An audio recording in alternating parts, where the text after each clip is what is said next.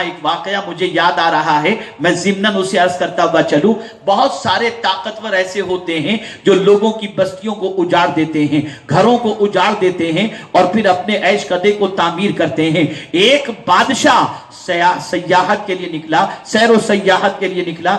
آپ جانتے ہیں جب وہ نکلا دریا کے کنارے سے گزرا، ایک چھوٹی سی جھوپڑی وہاں پر ایک بڑھیا کی موجود تھی۔ اس جگہ پر کھڑے رہ کر کے اس نے سورج کا منظر دیکھا، بڑا حسین نظر آ رہا تھا۔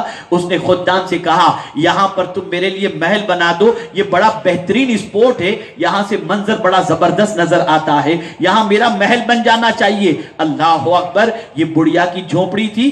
بڑھیا سے کہا گیا جھوپڑی خالی کر دو، بادشاہ کا محل یہاں بنے گا، تمہیں شہر کے اندر اچھی جگہ کوئی دے دی جائے گی۔ بڑھیا نے برجستہ کہا سنو، میری زندگی کے بیشتر ایام یہاں پر گزرے ہیں، مجھے شہر میں اچھا نہیں لگے گا، مجھے یہی رہنے دو، میرا دل یہاں سے لگ چکا ہے۔ اس بڑھیا کی عادت تھی شہر میں جاتی، کچھ دن بھر محنت کر کے کماتی اور رات کو آ کر کے اس کٹیا کے اندر آرام کر لیتی تھی۔ اللہ اکبر، بادشاہ کے خدام نے اس سے بہت منت و سماجت کی، لیکن اس بڑھیا نے نہیں دیا۔ دوسرے روز بڑھیا شہر کی طرف جاتی ہے کام کاج کے لیے۔ جب کام کاج کر کے لوٹتی ہے، اپنی کٹیا تلاش کر رہی کہ گئی کہاں، تو دیکھا وہاں کٹیا نہیں تھی، وہاں کٹیا اکھاڑ دی گئی تھی، وہاں سے ہٹا دی گئی تھی، اس لیے کہ بادشاہ طاقتور، وزراء طاقتور، اقتدار کا معاملہ تھا، اٹھا کر کے پھینک دیا۔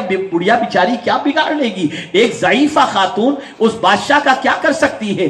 اس کو ذہن میں آیا کہ اللہ اکبر، میری کٹیا تو اس نے طاقتور ہو کر کے اکھاڑ لیا، لیکن میں تو اللہ کی بندی ہوں، اس سے زیادہ طاقتور میرا مولا ہے۔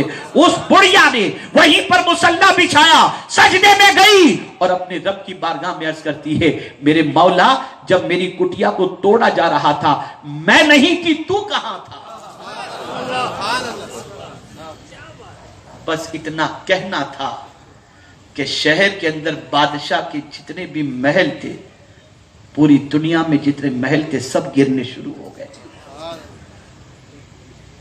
اے رسول گرامی وقار صلی اللہ تعالی علیہ وسلم کے دیوانوں، تو طاقتور انسان کمزور کو اٹھایا کرتا ہے، بھگایا کرتا ہے، نکالا کرتا ہے، مکان کو مسمار کر دیا کرتا ہے، لیکن جو اللہ والے ہوتے ہیں وہ کبھی ریونج نہیں لیتے۔ وہ اللہ والوں کے پاس بڑی طاقت ہوتی ہے، لیکن طاقت رکھتے ہوئے معاف کرنا، نبی کی سنت پر عمل کرنا ہوا کرتا ہے۔ اس لیے غریب نواز علیہ الرحمت والرضوان نے معاف کر دیا اور ان کے اونٹ کو حکم دیا تو اونٹ اٹھ کر کے ان کے ساتھ چلنا شروع ہو گئے۔